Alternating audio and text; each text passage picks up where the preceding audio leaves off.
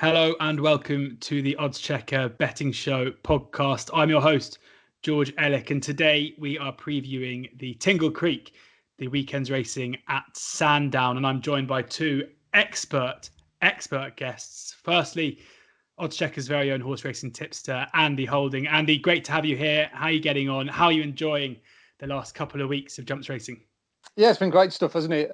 Financially, not so good, but actually visually, very good. Yeah, there's been some great stuff. I thought the Ladbrokes Trophy, the Old Hennessy as we know it, was a superb race. Andrew tipped up the winner, so a very good introduction to podcast life here at Oddschecker for Andrew. He thinks this game's easy now. You've stolen my line there, because I was going to introduce Andrew Thornton, former jockey and now racing broadcaster. Andrew, you did tip up cloth cap for the Ladbroke, and so I think people are tuning in now, expectant for some more big price winners. Oh God, it was competitive, but I thought Tom Skoo gave him a great ride. Yeah, I'd love to have ridden him, but 10 stone would have been a bit beyond my needs. But he was positive, and that's what you like to see from any jockey. And the fourth last, where he came up from. Yeah. Oh, Secret Investor, Sean Boyne saw the same stride, but sadly Secret not. And cloth cap, he was exhilarating on the way around. Yeah, absolutely. I said to Andrew off air before we started that I actually backed cloth cap at Cheltenham towards the back end of October. And given the way that he won on the weekend, I have a feeling that was a losing bet before we'd even jumped, because I think that may have been a tactical run, that one at Cheltenham, let's say.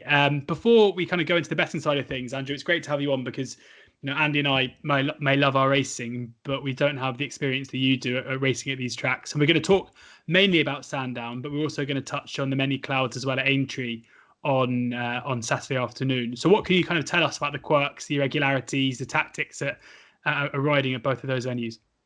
Well, Sandown is 7 fences down the back. You don't get anywhere else. It's if you meet the first one right, you tend to meet them all right. And some horses enjoy it, some don't.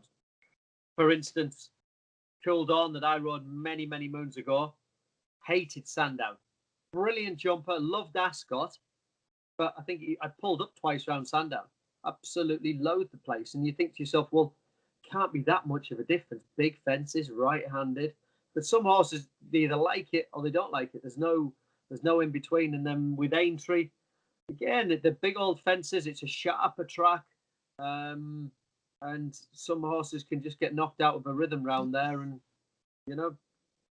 as I say, you think to yourself, well, why can't you like these certain tracks? But, like humans, we're all different. Andrew, on that point, is there a certain degree of muscle memory with regards to those 7 fences at Sandown? For instance, obviously it depends on the stride pattern of a certain horse, horse and another, and his length of stride is bigger. But would you, because you've ridden over those fences, hundreds of times, would you almost, like as you've just said, ping the first one, and then you almost like count in your head or know how many strides it'll take to jump the next, or is it do you just deal with it all on its merits? Andy, we don't think about it that much. Craig. give us a break. I'm always just keep rolling forward. You ping if you're on a horse that likes to roll, especially from the front. Yeah.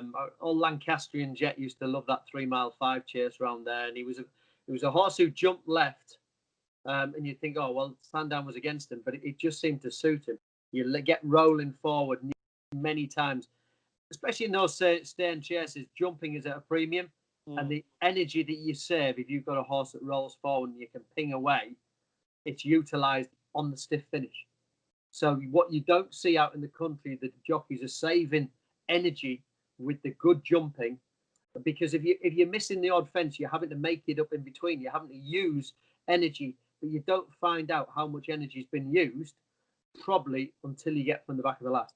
Yeah. Okay, right now, time then to get into the weekend's preview. And before we do get started at Sandown tomorrow on Friday, we're recording this at 11 o'clock on Thursday, so about 24 hours before the racing gets underway. Just going to point the viewers and listeners into the direction of the Oddschecker app. Make sure you download it, your perfect companion to this podcast or video, for the very best prices, the best bookie offers, the best place terms, and of course, the very best tipsters in the game, including Andy Holding himself. It's the first place to find Andy's tips direct to your phone every single morning. So do download the oddschecker app now. Right. So on the Friday, I should say, what we're going to do is look at a couple of the races in detail, and then I will hand over to you guys to see if there's any other horses you just want to throw up, because we've only got about 45 minutes or so. So we can't go through all the races, sadly. And we're going to start with the Ballymore Winter Novices Hurdle, run over 2.5 miles. It's a 2:25 on Friday. And Stargate is the 7-4 favourite for Evan Williams, ahead of Paul Nicholls' 2-1 Sending Love. Any News 6-1. Valera's 30. Best Your Luck 12-1. And new listeners to the podcast might wonder why we often look at these novice hurdles in such scrutiny, we should say. But Andy is a man who keeps time figures for all these horses, and his insight into these novice hurdlers is pretty expert, and his record as such, especially at Cheltenham Festival, is very, very good. So it's always interesting to get your thoughts, Andy, on these young horses. What can you tell us about this crop here? Well, it takes a while for the sort of pecking order to work itself out, doesn't it, in the novice hurdle category? And come Cheltenham, I've got a fair idea who's the best and who's run the fastest time figure and has run what I would call a championship time figure. None of these at the moment have run to that level as of yet. I think it's an intriguing race. We're missing 3 under through 5. I thought he might have come here, but the fact that he's not here and Paul Nicholls decides to run Sending Love here instead probably suggests to me anyway that he thinks this horse is likely to handle this softer ground better than his other inmate, who, of course, won round Ludlow on decent ground last time out. Nice horse, Sending Love. He's had a wind operation like a lot of Paul's has. He comes from, obviously, previous connections who did a fair job with him. And he did the job well enough at Fosslas. He started very eye-catchingly late on. Again, just looking at pure numbers, and that's what I go on. His time figure wasn't anything to write home about. He ran on the same card as a horse called Shake 'em Up Harry. And Shake 'em Up Harry would have beaten Sending Love roughly around about 20 lengths if you sort of set them off as they go past the line and then do the whole circuit. So he's got to improve on what he did at Fosslas. Obviously, he's likely to. He's up in trip, and I think he'll be suited by 2.5 miles. But as it stands, of the front two in the market, anyway, we'll deal with Stargate in a second. I would say he'd have a little bit to find on Evan Williams' charge. Okay, yeah, Andrew, what are you thinking looking at these? I mean, it's a pretty open affair, 5-runner race, but kind of 4 of them 13-2 or shorter. Yeah, you're trying to evaluate form, what they've beaten, and Stargate. Evans' horses have been running well, but he hasn't had a winner for in the last 14 days from 42 runners. That would worry me slightly. I don't think these horses have been running badly. They've been knocking on the door. I think Adam Wedge must have the voodoo doll at home, because he's waiting for him to come back. I did like Stargate. I thought it was very professional. 1 point win over 3 miles, and the way he quickened up was eye catching. Sending Love. I take Andy's point about the slow time, but I remember the other race that he was talking about with Ben Paulin's horse, which rolled away from the front on that occasion. He went a real good gallop where it was a completely different race, as in the tempo of the race. But Sending Love, 7-year-old, big, strong individual, rising 8, has obviously had a few issues when trained by Willie Mullins during this horse's time. Had a long time off. Only had a couple of starts in the previous season. I'd be with Stargate here. Although Evan hasn't had a winner in the last 14 days, as I say, he's lots and lots of placed horses. But I think this is a classy individual, not overly big, neat, tidy horse. He's been patient. He's obviously had this race in mind from the last race. And of the others, Valeres of Alan King's, what finished behind the horse that's at 3 under 5 last time out at Ludlow, and was well beaten on that occasion. As you say, it is a shame that horse isn't lining up. And I'd also suggest that Press Your Luck, who has got plenty of experience, maybe not a flashy horse, but you'd have to think that if this horse was trained by Paul Nicholls, would be a shorter price. Chris Gordon, maybe not a sexy trainer as far as prices are concerned, but a very, very good one. Shouldn't be as big a price as this horse is. I think this horse could chase Stargate home. That would be my take on the race. So press your luck there. Gordon is 12-1 at the moment. That's a Bet365 best price. I mean, we speak about what do these horses beat, and Any News, an interesting runner as well for Neil Mulholland. Did you mention with Chris Gordon, if it was trained by Paul Nicholls, what price would he be? I mean, Any News beats in a bumper back in October, beat a horse Glory and Honour for Tom Lacey, who was well back that day and went on to lose to a horse called Isolate, who's gone on to win since, and Glory and Honour's gone on to win since, and then follow that up with a 10-length victory as well at Bangor. Andy, I mean, how does that form stack up with the top two? Yeah, he's a lovely horse. That Neil Mulholland horse. Any News? He clocked a good time in a bumper when he won at Exeter, as you say, and then he didn't have to do a great deal at Bangor, because I don't know if you remember that the second favourite there, or the favourite easy as that, jumped absolutely horribly. I mean, it literally looked as though he'd gone round there blindfolded. Andy, it didn't jump that well. No, it didn't. No, you're right. Yeah, they're still trying to pick up the joinery work, aren't they? With the way that horse made so many mistakes at the Welsh track. From that point of view, Andy, that's the great advert of those padded hurdles at Bangor for the horse that didn't jump particularly well. It still cost the horse ground and energy, but been padded, injury-wise, it's got to be a good thing. It certainly has, yeah. But I do like Any News. Definitely going. Nice model when you look at him. He definitely has the look of a chaser. But I agree with Andrew here.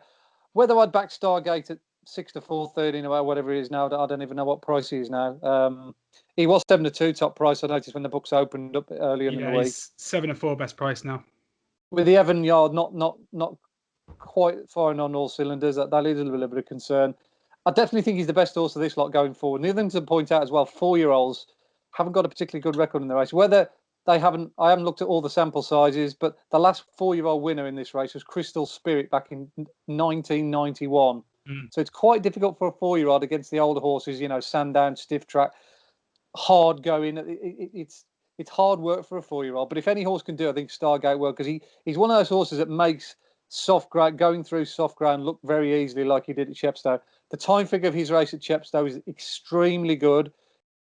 20 lengths quicker than Grand Mogul, the other horse who won the second division, or the first division of those two novice hurdle divisions.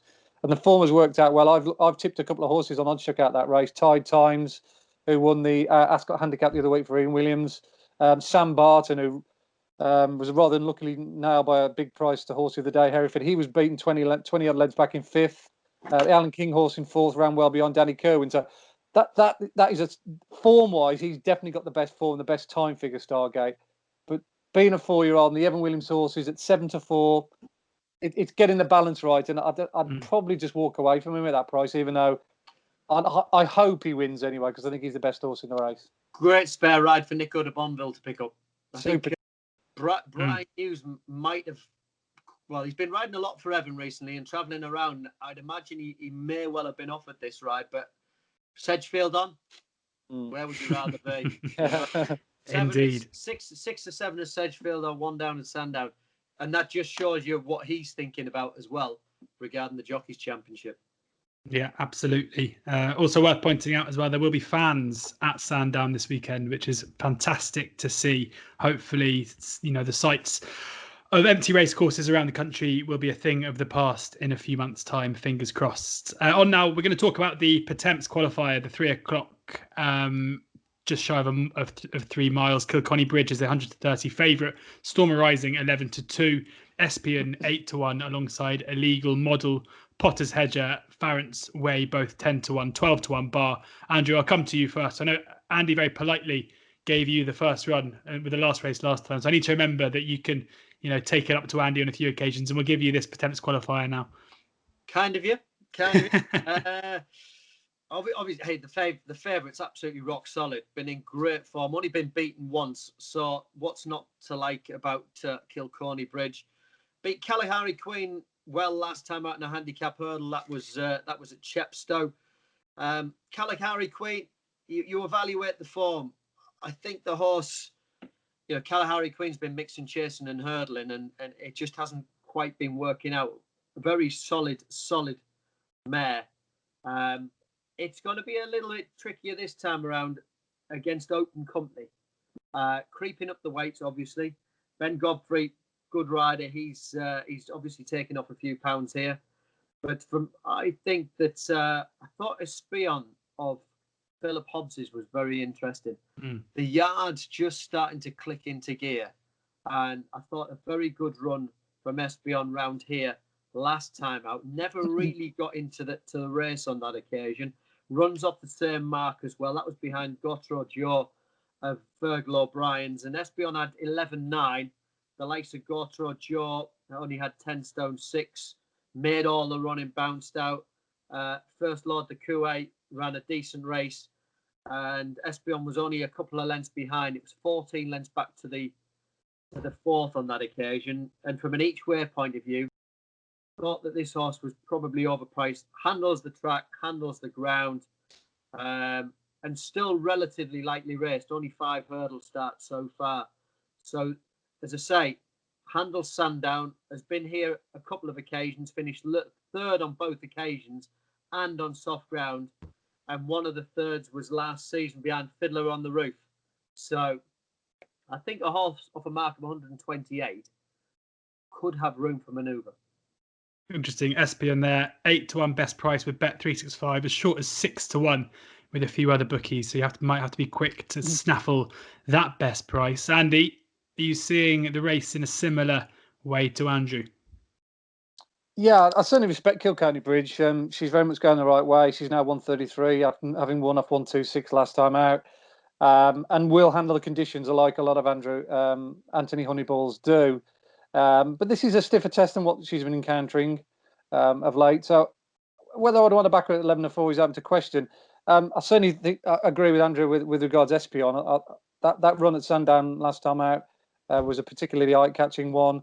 It looked as though he wanted a little bit further, the way he was staying on. And don't forget, he finished third to Fiddler on the Roof here last year in a good maiden hurdle, and he got beat 9 lengths on over 2 miles. So he's had a couple of decent spins around the track. The yard now beginning to start to tick over quite nicely. I also agree. I think 8-1 for that is overpriced. And talking about overpriced horses, I've got a decent line on what I think is one that's slightly been overlooked here, or likely to be overlooked, based on a couple of races at Lingfield 24 days ago. There was a very good handicap that day, won by Stormer Rising, who probably should have won with a little bit more up its sleeve than it did. But I thought Bryony Frost took it round the inside on the swamp, and it was only when she finally hooked it off the inside rail and it got a little bit of better ground to run on that Stormer Rising managed to beat Potter's Hedger.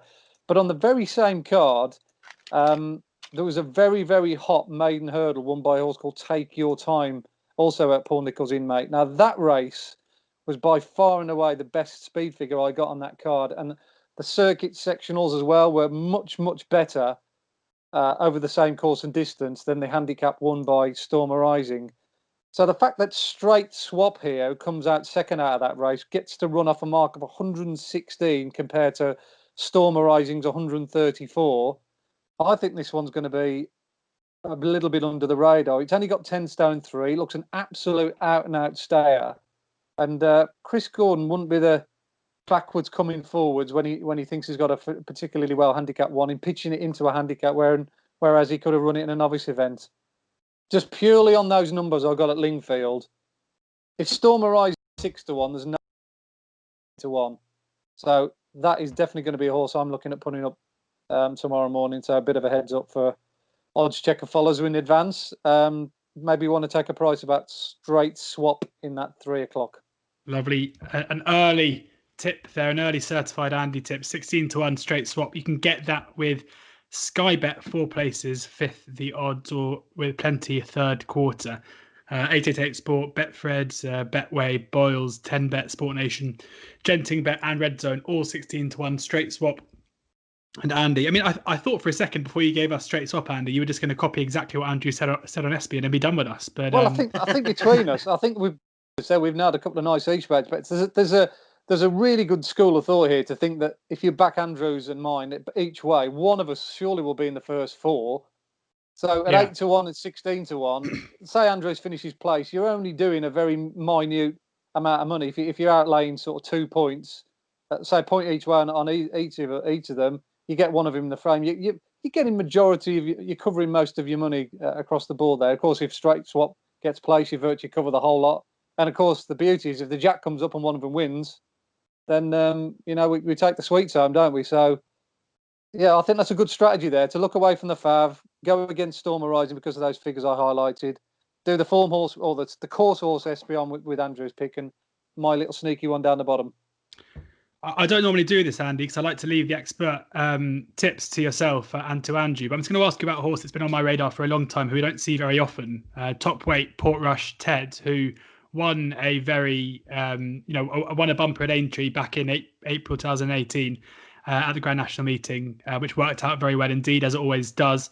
Then was 17 length winner at Perth next time out, and then won at Ayr in January, and then looked like he was going to win again before falling at the last at Haydock. And obviously comes in at top weight here of 138, but a very progressive horse as well. Do you have any kind of, I guess I'm thinking maybe this is a horse kind of in a handicap, albeit off top weight, who could go on and progress to much bigger things?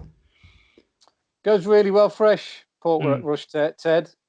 So usually the first time out is the best time to catch him. But when they're trying to qualify for a per temps final, it might not necessarily be their number one target. So it might be. This is cloth cap all over again, isn't it? It is cloth cap all over again. But talking about stables out of form, goodness me, I mean, Warren, bless him, I know Warren really well, and I wouldn't really want to be ringing him up at the moment and asking for his time, because he'd probably be chasing the cat around the stable, because he literally hasn't had a winner for, I think, 2 months as far as I can remember. Yeah. And it's just been a really lean time for Warren for one reason or another. I don't know if they got a bug on the yard. I don't know the inner workings of the stable at the moment, but I mean, Andrew might be able to pick up on that, but they just seem to be struggling for form, don't they, Andrew? Yeah, but it's like anything. The yards horses can't be in form all year round. Yeah. And you've got yards in form at the moment. You've just got to bide your time. They'll come out the other side, and you'll have some horses that their yard will be hitting form, whether it's the other side of Christmas or round about Christmas, when one or two other yards are going a bit quiet. As I say, it's probably noticeable because of having such a good couple of seasons. But Philip Hobbs went through it last year, or the year before, should we say? He went through it, and you can't put your finger on it. You've just got to roll with it. And as the old saying goes, what doesn't kill you makes you stronger. Well, especially when your yard's been in poor form, you normally come out of it with some pretty well handicapped horses as well. So that's the good news. And that's the classic case with Gavin Sheehan as well. You say, oh, well, he's had a quiet time since he came back from injury. But if your yard's horses aren't in form, well, you can't be in form either. So it just goes hand in glove. Yeah, absolutely. Before we move on to Saturday's racing at Sandown, are there any others on the card? We've got a couple of handicap hurdles, a couple of handicap chases in there as well. Anything you both want to flag up? I've got one in the last, which is the mare's handicap. I thought that with it being quite a compressed handicap, 10-11 bottom weight, top weight 11-12, I thought the top weight was interesting. White Hot Chili Filly, step on slow ground. I thought Weatherby last time out in a listed race behind Mrs. Hyde was a strong run. Mrs. Hyde had been in great form for Brian Ellison.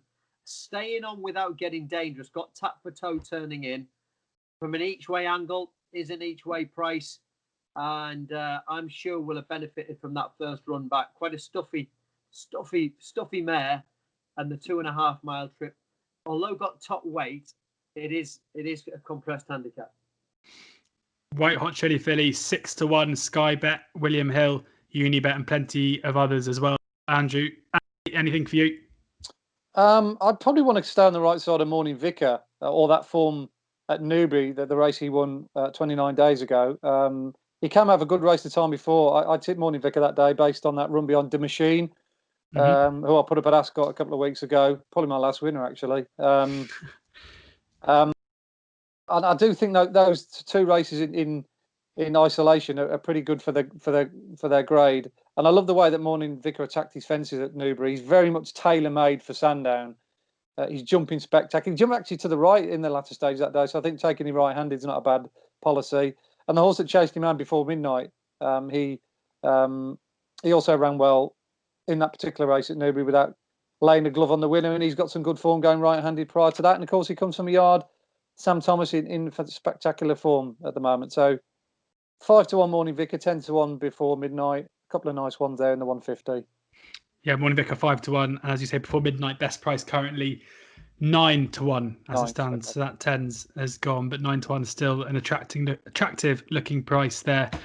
On now to Tingle Creek Day, to Saturday at Sandown, and the first couple of races, well, we've got one juvenile hurdle and one novice hurdle. The novice hurdle just 4 run as it stands. That the markets are reforming as we speak. Anything, Andy, we spoke before. Normally we would touch on these races, but you kind of alluded to the fact that these might not be the most thrilling No.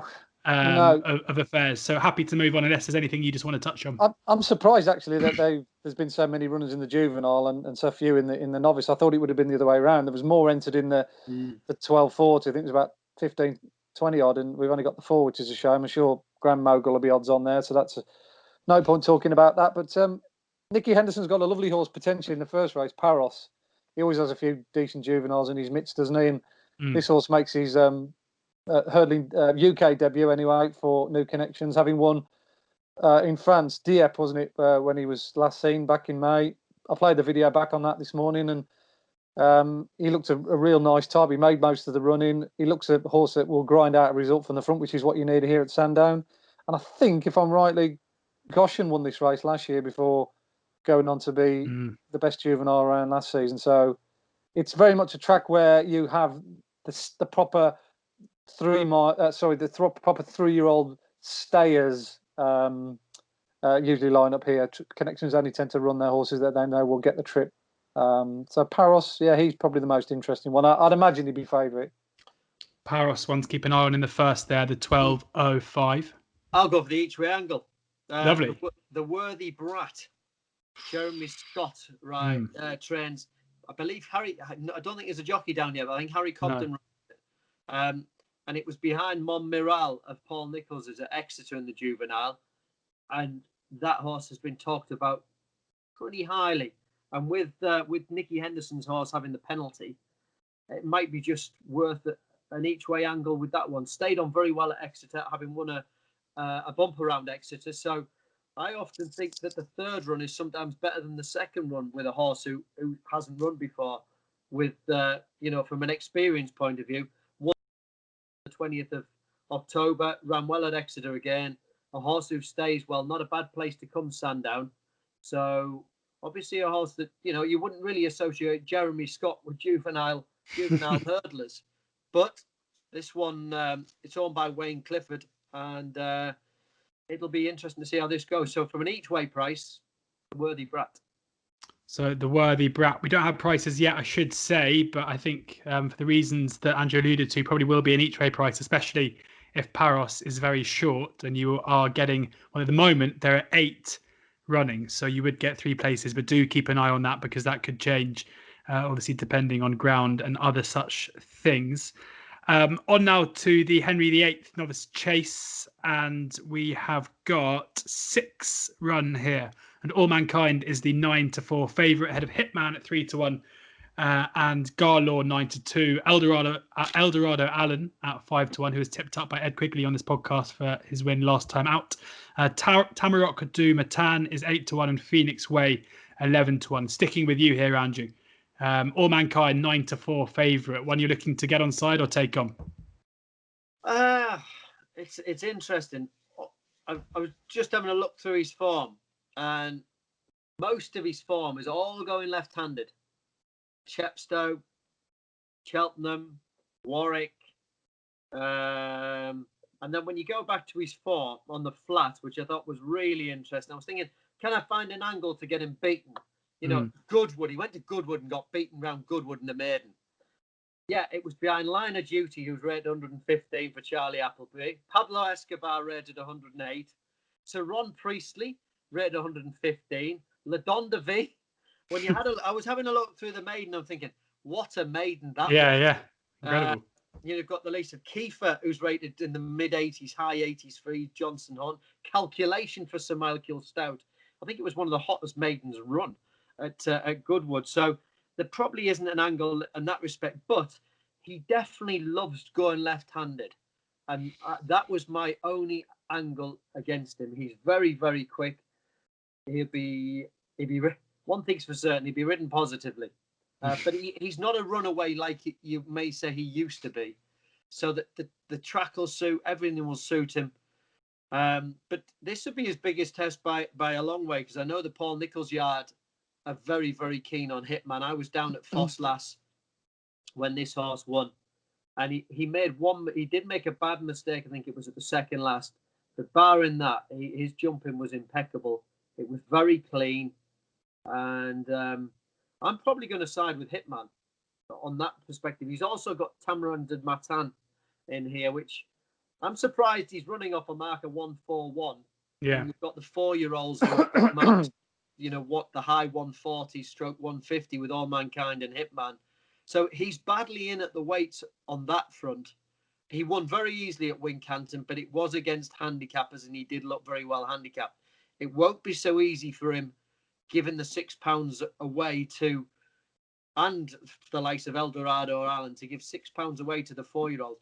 I think it's a fascinating contest, because rarely do we see, 3 4-year-olds taking on the older horses. Yeah. And 3 very good ones. I thought that Galore dropping back in trip was an interesting angle, but maybe not the best.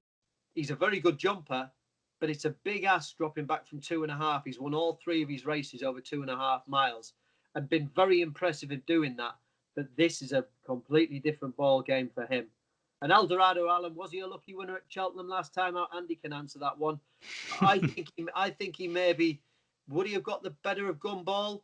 He looked to be getting a bit tap for toe on that front, and I think he'll get a bit tap for toe round here. So I'm with Hitman. He's unexposed. He's a very good traveller. He almost over-raced at Foss last, but I think with the good solid gallop on here, you'd have to see Galore and All Mankind going through the race.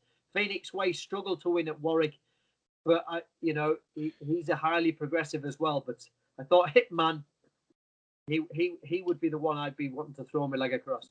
Hitman 3-1 pretty much across the board at this early stage of those prices. They just came out about half an hour or so ago. Andy, is it Hitman for you too? He's certainly on the shortlist, yeah, without the shadow of a doubt. I think this race is fascinating, isn't it, tactically, because you've got All Mankind, as Andrew has already pointed out, has settled down a little bit in his as time has gone on, but he still likes to lead. He likes to dominate. That's just his run style. I don't think he can do any hitting himself any by trying to drop him in, and that's the run style that has been very much to the fore with Galore as well, making all the running. So I think the two of these are going to have a little bit of a battle to get to the corner in front after they jump the first 3. So it's going to be run at a true gallop. Which one of those two gives, as it were, and perhaps takes a lead, I don't know. But it just kind of puts me off All Mankind, the fact that he's going to have something right up his backside all the way through this race. And, going right-handed with the fences coming up quite quickly, it might just, might not be his ideal cup of tea. So I'm looking for something to come off of it. Clocked a big number when he won at Fastlass. Apart from that, total aberration 2 out. I think he just took his half the ball because he's that far clear. I think it was a Harry Cobden had said to himself, he had the race in the bag, and if he'd had something up his backside, he'd have just rolled away. And I don't think you'd have seen that mistake in this kind of race. He isn't going to have the race in the bag, is he? 2 out. Well, that was it. You see, he was making his mind up for him, like down the back, and asking him. But then he's gone to 2 out, and because he's 30 lengths clear when Highway 102 fell at the fence before, he's had a look beyond. Well, I've got the race in safekeeping, so I'll just go down and pop in. Of course, the horse just, didn't really know whether to stick or twist. But hopefully that was a blessing in disguise. He will have learned from that error, and he won't do it again. So he was really good at the last. But he's going to come off a strong pace, Hitman. He's definitely going to be suited to the way the race is going to be run. And so is Eldorado Allen, who, it was a toss of the coin whether he would have won at Cheltenham the other day. I personally think he might have done, because Gumball ostensibly doesn't really want a hill to run up. I think he's a better horse on a flat track. So when he went 2 out, that was the point of the race where maybe he might have struggled. But either way, that time figure clocked by Eldorado Allen in isolation on his own when he was left clear was still exceptionally good, much better, funny enough, than the Cool Cody Paddy Power chase. The final circuit time was incredibly quick. So He's got a lot of things going for him here, Eldorado Adam. The one thing that would slightly worry about me, he loves juice underfoot. Yeah. Obviously, the turtle course is always an awful lot softer than the chase course. That is the one thing that I just wonder whether, a little bit similar to Fiddler on the Roof at Sandown last week, will the ground over fences be slow enough for him? Well, it's good to soft at the moment, but there is rain forecast. A lot depends on how much rain they do have. If it becomes a real test, i.e. if it goes soft, or even worse than that, it'll definitely suit, given the way this race is likely to break up in the back end of the contest, suit something like Eldorado Allen, who obviously sits off of it and is able to come through like he did when he won at Cheltenham. He's got good form at Sandown as well, Eldorado Allen. He's run there and there 3 times, winner of 1. So it's not as if he can't go right-handed or likes the track. So if it gave me a bet anyway, at the prices, and I had to kind of like say, well, I think it'll be soft Saturday, then I'd probably go with him. But I'd probably just sit down and just see how the racing pans out tomorrow, look at the weather forecast, look at the rain for Saturday before making a final decision on what I'm going to back. Interesting stuff, but positive words for Hitman and Eldorado Allen across the 2 experts there. On now to the big one, the big race of the day. It is, of course, the Tingle Creek, the Betfair Tingle Creek, I should say. And Altior is a shade of odds on. 5-6 favourite here, Altior, with Politolog 9-2. Greenatine is 5-1, Rouge Vif 8-1, 25-1 Bruin Upper Storm, and 33-1 Castle Grace Paddy. You know, is it a betting heat, this, Andy? I mean, I know you can make most races into a betting heat, I'm sure, but it's going to be a hell of a spectacle either way. What are your thoughts on Altior at 5-6? Well, it's you know, we get this every year, don't we, with horses like this, Altior, that they're a proper, you know, they divide the camp, don't they? You're either a backer or a layer. There's going to be layers out there that will think, I wouldn't mind taking this horse on at 4-5, you know, with his age now, and he's slightly less prolific profile as he had, you know, many years ago, and he just looked unbeatable. But you know, he did get beat in that bruising encounter by Surname. Obviously back in form in the game spirit. I'll take that on board. And he had that problem with his splint, didn't he, and missed Cheltenham. Yeah. But there is still, you know, doubts now when he's riding 11. Is he ever going to be to the heady heights? He might not need to be absolutely at his best to win this, but you can guarantee that Nichols will be absolutely revved up here. He'll love another crack at him. He's already got him beat with Surname, and I think he's deliberately kept Politolog fresh and ready for this. Yes, he was a shot winner in the Champion Chase, but you know, he's been a good horse for so many years now, Politolog, and I think Paul has probably worked out that he does need to go well fresh. He was good last year, first time out when he just got beat by Defi de Soy. They ran him very quickly in this race last year, I think about 2 or 3 weeks after, and he just bombed. But he does like it here at Sandown. He's won the Henry VIII before, but the key is all his best runs are when he's fit and healthy first time out. And I think, you know, he'll go off in front. He'll make this a really good test, and he'll put the others under pressure. And if they make mistakes and they're not quite on the money here, I think Politolog is going to certainly serve it up to him at 5-1. I think he's an insulting price given. You know, he's got his track and his ground conditions in his favour. So, look, I'm not going to come on here and tip Altior at 4-5. It's just not my style. It never has been. Yeah. I'd rather lay him and have the other 5 running for me than back him at 4-5 and just take it on the chin. But if I was going to have a bet at the prices individually, Politolog, without shadow of a doubt, is the one I'd be looking at. Politolog 9-2 now, Andy. 9-2 Politolog at the moment. That's with William Hill and Bet Victor 7-2 elsewhere. So you might have to act quick to get that. Andrew, what are your thoughts? Would you be laying out your like Andy, or can you make a case why 5-6, 4-5 could be a bit of value? 100% not. No, absolutely no chance. He's won 15 out of 16. 15 out of 16, and he's on. I think he's another Remittance Man, Moscow Flyer, Azertiu. Those names that just keep rolling off the. I always think that 10-year-olds for a 2-miler. He hasn't got that many miles on the clock. You know, the fact is he only had 24 races in his career. He's won 21 out of 24. I don't think he's any back number. What he did at Newbury, wow. And that racecourse gallop, he's getting a bit lazy in these old days. The fact that he got, he looked mediocre in his racecourse gallop, but it was against Epatante at Newbury. Yeah, I can understand why he looked he looked, as if he was a little bit lazy. I think I'd look a bit lazy if I was up against Usain Bolt. That is the equivalent of what we're talking. And I think Politolog, yes, a great ride in the champion chase. He went out in front, but the top and bottom, he did beat Dynamite Dollars and Bundoran. And they are what I would call grade 1 horses. Whereas for me, Altior, there's nothing not to like about what he's done in his career. Yes, his career is in the past, but I still think that he only had the 2 races last year. He had that bruising encounter with Surname. And when you look what Surname, albeit over 3 miles at Wetherby, what he did to that opposition and beat Right in no uncertain fashion, I look back and think, crikey, Surname and Altior, what a clash that was.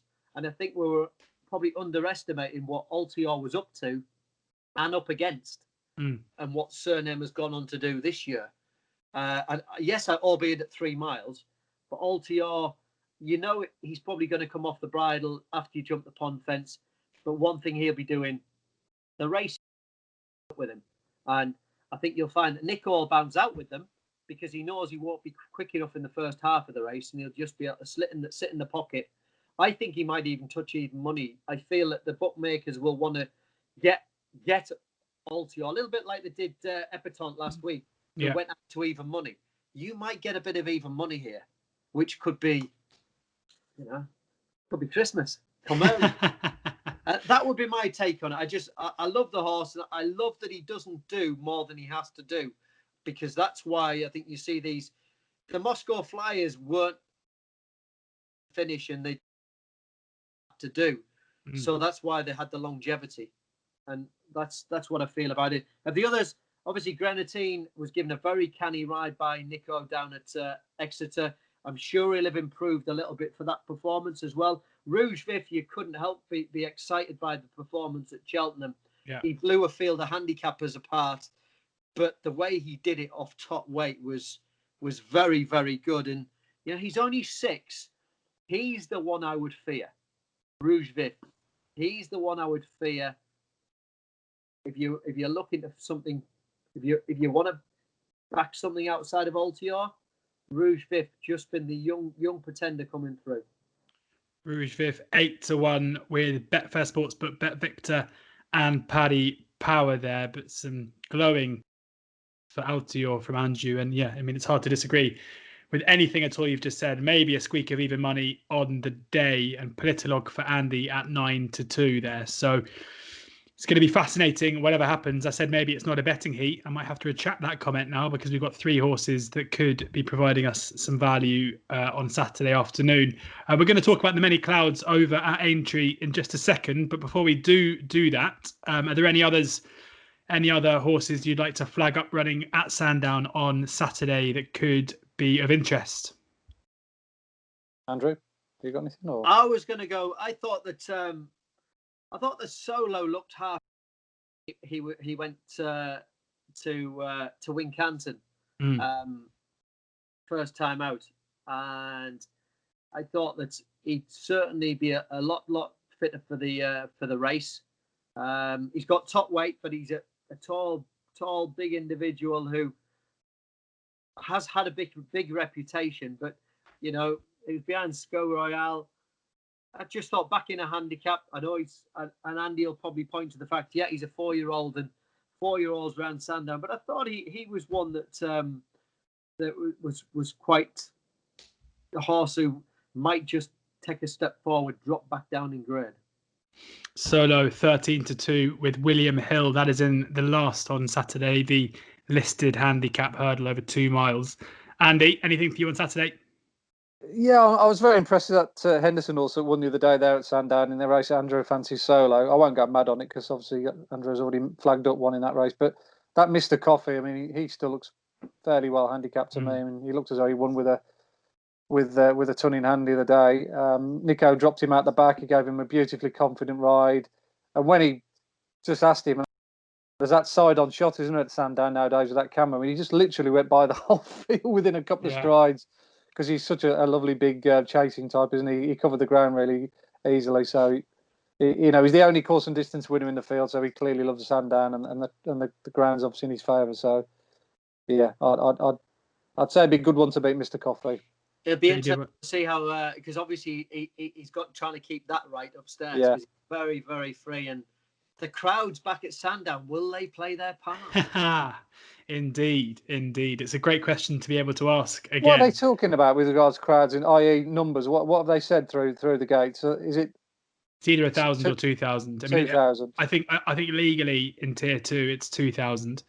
But some of the courses just in the early days are getting 1,000 through as pilot events. So I'm not entirely sure. I have a feeling Sandown on Saturday is 2,000. And, you know, we hope everybody who does go and get there has a cracking day at the races. I can't wait to be back at a race course myself.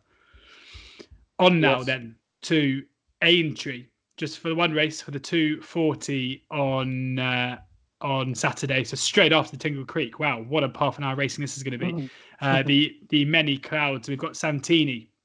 Heartbreak, absolute heartbreak for us Santini backers. Last time we saw him at Cheltenham, I can see Andy almost welling up as we talk about it. I mean, I had to leave. I was at Cheltenham for all 4 days, but I had to get back to London, so I had to leave before the Gold Cup, and I watched it standing on the platform at Cheltenham Station on my phone, and I wasn't in a great mood afterwards. No. But anyway, Frodon 5-2, Native River 11-4, 16-1 Lakeview Lad, Keeper Hill 66-1. Andy, you are a paid up member of the Santini fan club. I remember in our Cheltenham preview back in March, you just said, "I think Santini will win this." It's as simple as that. How do you feel all these months later? Yeah, I'm still smarting, like I'm sure Nicky Henderson and connections are, and that's going to be his number one aim. So, you know, whether he's absolutely totally tuned up Saturday, he's obviously having to question. Nicky Henderson is just a past master, isn't he? As Andrew knows, with getting these chasers to the big day. Cheltenham's all the thing he cares about. So, you know, he's going to go there absolutely A1. He'll probably use this. He'll probably go the Cotswold Chase again, maybe another race along the way. I don't know, but he'll tread the similar path to what he trod last season. If there's a vulnerability about him, it's going to be first time out. You'd imagine. He's a big stuffy type, isn't he? He looked sluggish in that gallop the other day. But that's Santini. I imagine he doesn't do a stroke at home. When he goes onto the track, he usually lights up and runs to an unbelievably high level.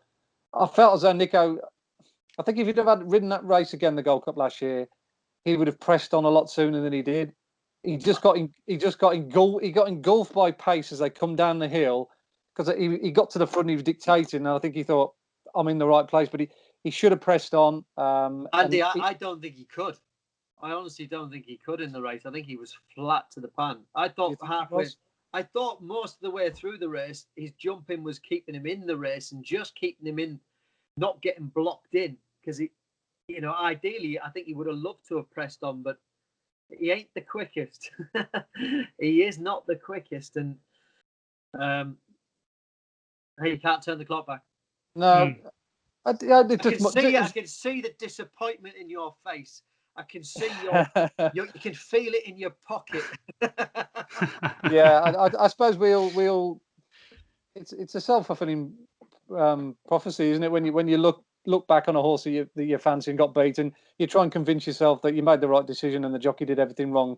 But I think you might have a good point. You just didn't have the pace.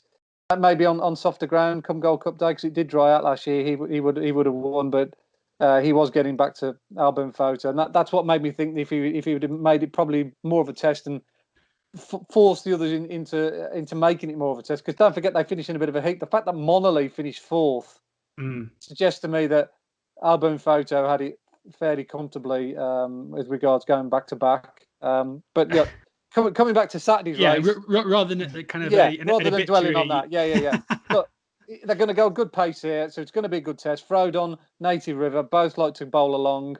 You know, they ran this track. They're going to want to make plenty of use of Native River. Frodon only knows one way to run, so Santini's going to get a good workout. That's all I'll say. It's just I'll probably have a bet in, although I'm hoping that Santini will make up into another Gold Cup horse. There we go. So no bet race, but all eyes on Santini for Andy. Andrew, I'm sure you can make a case for one of them. Frodon, definitely. Ooh. Definitely. I mean, he ran last year in the Moners Garden, which is the over 2.5 miles, and he just couldn't. He's a 3 miler now. He's had the run under his belt as well, which obviously the other two haven't. Native River won the race last year, didn't he? But it was in the end it worked out a no contest. It was a hack round. So I think Frodon will just have too much boot for both the others.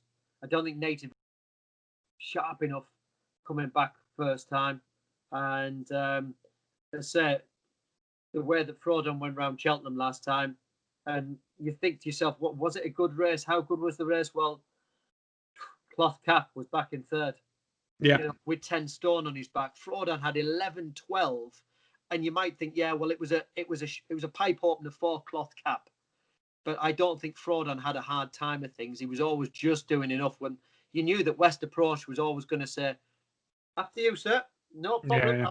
I won't give you too much of a hard time. And he's had a real good break since that run as well. So I think 5-2 is a big price. I can see him going off a lot shorter than that. Been hard and fit, and he handles the place. He's won around there before. Yeah, the last time he went there as well. Don't forget, Andrew. He didn't they, in the low sun with the race that Forest Behan beat him in the I think it was the Old Rome, wasn't it? It's in the forecast as well. Doesn't look great for Saturday, so he'll be fine. They'll all be in. Yeah. There we go. Throw it on at 5-2 for Andrew.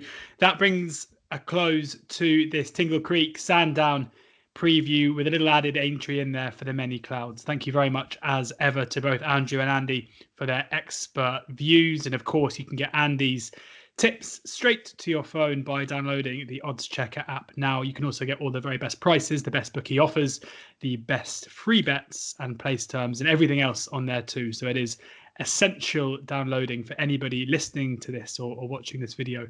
But most importantly, as ever, please do enjoy the racing. Fingers crossed we've given you some winners, and please make sure you do gamble responsibly.